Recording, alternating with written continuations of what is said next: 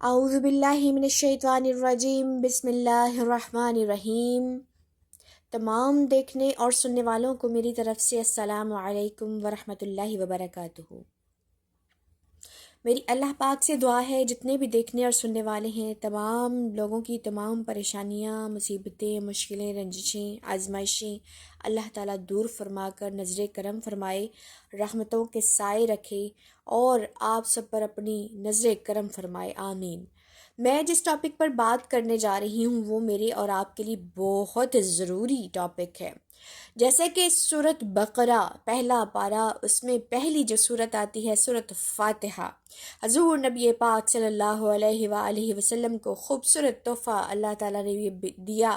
دوسری بات یہ ہے کہ اس میں اللہ تعالیٰ کی وحدانیت کا اظہار کیا جاتا ہے، اللہ تعالیٰ کی ذات کا اقرار کیا جاتا ہے۔ اس صورت میں دنیا اور جہان سما دیے گئے۔ اللہ تعالیٰ نے اس میں تمام نعمتوں سے اس صورت کو بھر دیا، جیسے ایک خوبصورت ہمیں تحفہ پیک کر کے دیا جاتا ہے۔ تو میں اس کے ساتھ میں آپ سب کو تفصیلاً بتاؤں گی، اور آپ اس صورت کو سماعت کیجیے گا اور اپنی اصلاح کے لیے اس کو دوسروں کو بھی شیئر کیجیے گا تاکہ آپ بھی اس کار خیر میں، اس ثواب میں حصے دار بن سکیں۔ جیسے کہ سورۃ فاتحہ، جس کو ہم صبح نماز میں صبح سے لے کر شام تک جو 5 نمازیں ہیں، یا تہجد کر لیں، نفل کر لیں، یا نماز جمعہ کر لیں، جو بھی نمازیں ہم سب پڑھتے ہیں اس میں سب سے پہلی سورت جو پڑھی جاتی ہے وہ سورۃ فاتحہ ہے۔ اب سورۃ فاتحہ بتانے سے پہلے میں آپ سب کو تھوڑی سی ایکسپلینیشن دینا چاہوں گی کہ جو سورۃ فاتحہ ہے وہ اللہ کے قرب کا، حصول کا سب سے بہترین ذریعہ ہے۔ اللہ تعالیٰ کے قریب ہونے کا بہترین ذریعہ سورۃ فاتحہ ہے۔ جب ہم اللہ تعالیٰ کا ذکر کرتے ہیں، جب ہم کسی کو مناتے ہیں تو اس کی پہلے تعریف کی جاتی ہے۔ اللہ تعالیٰ نے اس صورت میں تمام چیزوں کو جمع کر کے دنیا اور آخرت کی بھلائی بھی اس میں سما دی، اور اللہ تعالیٰ کی محبت بھی اس میں شامل ہے۔ اللہ تعالیٰ کو منانے کا ذریعہ بھی یہی صورت ہے۔ تو میں آپ کو سٹارٹنگ سے آپ کو تھوڑی سی تفصیل بیان کرتی ہوں۔ اعوذ باللہ من الشیطان الرجیم، کہ میں پناہ مانگتی ہوں اللہ کی شیطان مردود سے۔ اب جو شیطان ہے وہ مردود ہے، وہ انسان کا کھلا دشمن ہے۔ تو جب آدم علیہ السلام کو اللہ تعالیٰ نے پیدا فرمایا تھا تو اس وقت اس میں جب روح نہیں ڈالی تھی تو وہ اس کے اندر داخل ہوتا تھا، وہ کھنکھنانے والی آواز اس پتلے میں سے آتی تھی۔ جب اللہ تعالیٰ نے اپنا امر، اپنا نور پھونکا تو پھر سب کو حکم دیا کہ تم تمام فرشتے جتنے موجود تھے سب کو حکم دیا کہ تم آدم علیہ السلام کو سجدہ کرو۔ سب فرشتوں نے سجدہ کیا، ابلیس نے یعنی کہ شیطان نے سجدے سے انکار کر دیا۔ تو آدم علیہ السلام کا سٹارٹ دن سے ہی یہ شیطان مردود دشمن ہے۔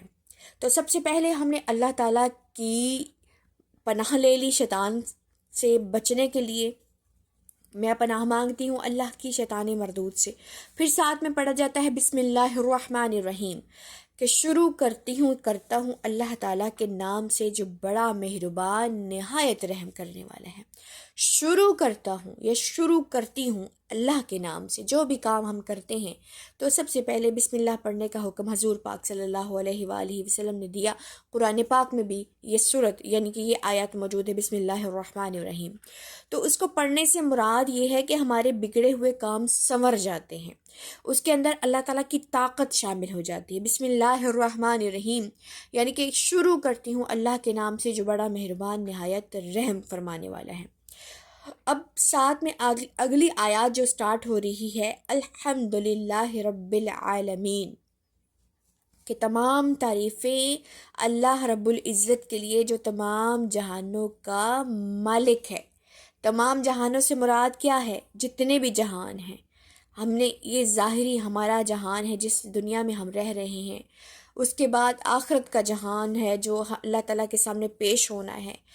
1,00,000 سے زیادہ جو ہے نا 60,000 عوامل جو ہے نا وہ دنیا میں موجود ہیں، جیسے وہ مچھر ہو گیا، مکھی ہو گئی، آبی جاندار ہو گئے، جانور ہو گئے، رینگنے والے ہو گئے، انسان ہو گئے، جنات ہو گئے، ہر چیز جو ہے جتنے بھی جہان میں چیزیں موجود ہیں وہ سب اللہ تعالیٰ کی فرما بردار ہیں۔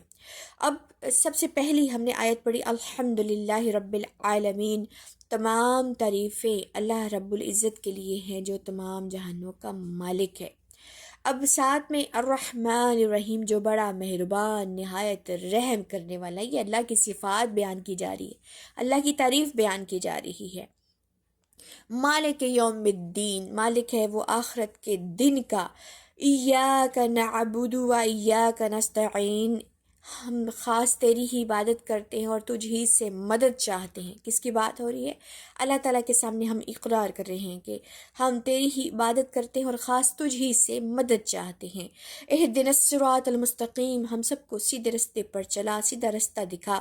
صراط الذین، ان لوگوں کا راستہ، انعمت، جن پر تو نے انعام کیا، علیہم غیر المغضوب علیہم ولا الضالین، نہ کہ ان لوگوں کے راستے پر چلا جن پر تو نے اپنا غصہ اور غضب کیا، اور نہ ہمیں گمراہوں میں سے بنا۔ تو یہ سورۃ فاتحہ کی تھوڑی سی میں نے آپ کو اس کا ترجمہ بتا دیا۔ اب اس کی تفصیل تھوڑی سی میں ایکسپلینیشن دے دوں اس کی، کہ دیکھیں جب بھی ہم نے کسی سے کچھ لینا ہوتا ہے نا، جب ہمیں کسی سے مطلب ہوتا ہے، جب ہمیں کسی کی ضرورت پڑ جاتی ہے، کسی چیز کی ضرورت پڑ جاتی ہے، تو ہم سب سے پہلے اس بندے کی تعریف کرتے ہیں۔ ایسے تو کوئی بھی نہیں دے دے گا۔ اب اللہ تعالیٰ تو ہم سے بے لوث محبت کرتا ہے، وہ ہمیں بے لوث دے دیتا ہے۔ جب ہم اتنے گناہ بھی کرتے ہیں، ناشکری بھی کرتے ہیں، نافرمانی بھی کرتے ہیں، پھر بھی اللہ تعالیٰ ہم سب کو نوازتا ہے، ہم سے وہ ہاتھ کھینچتا نہیں ہے۔ ہم جتنے بھی بھلے نمازیں نہ پڑھیں، اللہ کا شکر ادا نہ کریں، اللہ تعالیٰ کی عبادت نہ کریں، اللہ تعالیٰ کی تمام جتنے بھی حقوق ہیں ان کو ادا نہ کرے، پھر بھی اللہ تعالیٰ ہم سب کو رزق دیتا ہے، روزی دیتا ہے، صحت دیتا ہے، اگلے دن ہم سب کو زندہ اٹھاتا ہے، جو ہم سب زندہ ہیں۔ تو یہ اللہ تعالیٰ کی ہم سے بے پناہ محبت ہے۔ اب ساتھ میں میں بات کر رہی ہوں سورۃ فاتحہ کی، تو اس میں جو سورۃ فاتحہ میں جو سب سے پہلے اللہ تعالیٰ کی صفات، اللہ تعالیٰ کی محبت، اللہ تعالیٰ کی تعریف بیان کی گئی ہے۔ تو سورۃ فاتحہ جب ہم نماز میں پڑھتے ہیں، جب کسی دعا میں پڑھی جاتی ہے، تو وہ اللہ تعالیٰ کو منانے اور اللہ تعالیٰ سے دعا کو طلب کرنے، اپنی تمام حاجات کو پورا کروانے کا بہترین جو ذریعہ ہے وہ سورۃ فاتحہ ہے۔ اس کو ہم نے پڑھا، اب اللہ تعالیٰ کو ہم جب منا رہے ہیں تو ہم فرماتے ہیں الحمدللہ رب العالمین، تمام تعریفیں رب العزت تیری ہیں، تو تمام جہانوں کا مالک ہے، اور رحمان الرحیم، تو رحمان اور رحیم ہے، مالک یوم الدین، تو مالک ہے تمام جہانوں کا۔ ایاک نعبد و ایاک نستعین، ہم تیری ہی عبادت کرتے ہیں اور خاص تجھی سے مدد چاہتے ہیں۔ اہدنا الصراط المستقیم، ہم سب کو سیدھے رستے پر چلا جس پر تو نے انعام، یعنی کہ یہ تو ساری ہم نے جو اللہ تعالیٰ کی صفات بیان کر دی ہیں، یہ تو ساری اللہ تعالیٰ کی محبت میں سارے ہم نے اس کے ذکر کر دیے، اس کی شان میں الفاظ بول دیے، تو اللہ تعالیٰ تو راضی ہو گیا کہ بندہ مجھ سے میری تعریف بیان کر رہا ہے، میرے پاس آ گیا، مجھے سمجھتا ہے، مجھے جانتا ہے، تو مجھے اس کی دعا قبول کرنی ہے۔ اس کی اتنی زیادہ فضیلت ہے سورۃ فاتحہ کی کہ اللہ تعالیٰ تمام دعاؤں کو قبول کر لیتا ہے۔ اب سب سے بڑی بات ہے، ہم اکثر نماز میں تو یہ پڑھتے ہی ہیں کیونکہ سب سے پہلے پڑھی جانے والی سورۃ فاتحہ ہے، اس کے بعد کوئی دوسری سورت جیسے سورۃ اخلاص ہو گئی، یا کوئی صورتیں ہم بعد میں نماز میں پڑھتے ہیں۔ اب تھوڑی سی بات میں اور ایڈ کروں گی کہ دیکھیں سورۃ فاتحہ جو ہے وہ دعا میں بھی مقبولیت رکھتی ہے۔ اللہ تعالیٰ کے محبوب صلی اللہ علیہ وآلہ وسلم کا ارشاد پاک ہے کہ تم سورۃ فاتحہ پڑھتے ہو، اس کے بعد مجھ پر درود بھیجتے ہو، میری تمام اہل و عیال پر، حضرت ابراہیم علیہ السلام پر درود بھیجتے ہو، تو تمہاری دعائیں فوراً سے اللہ کے عرش پر پہنچ جاتی ہیں۔ اللہ تعالیٰ اس دعا کو کبھی بھی رد نہیں کرتا، وہ دعائیں معلق نہیں رہتی، یعنی کہ آسمان میں لٹکتی نہیں ہیں، فوراً اللہ تعالیٰ اس کو قبول کر لیتا ہے۔ سورۃ فاتحہ پڑھی، ساتھ میں ہم نے درود شریف پڑھ لیا، اپنی دعائیں کر لی، ربنا آتنا فی الدنیا حسنۃ وفی الآخرۃ حسنۃ وقنا عذاب النار وقنا عذاب القبر وقنا عذاب الحشر وقنا عذاب القرض وقنا عذاب المرض وقنا عذاب جہنم وقنا عذاب الصراط وقنا عذاب المیزان۔ یہ تمام دعائیں ہم سب نے کر لی، تو اللہ تعالیٰ پھر بعد میں ہم چھوٹا سا کوئی بھی درود پڑھ لیں اور آمین کر دے تو ہماری دعا فوراً قبول ہو جاتی ہے۔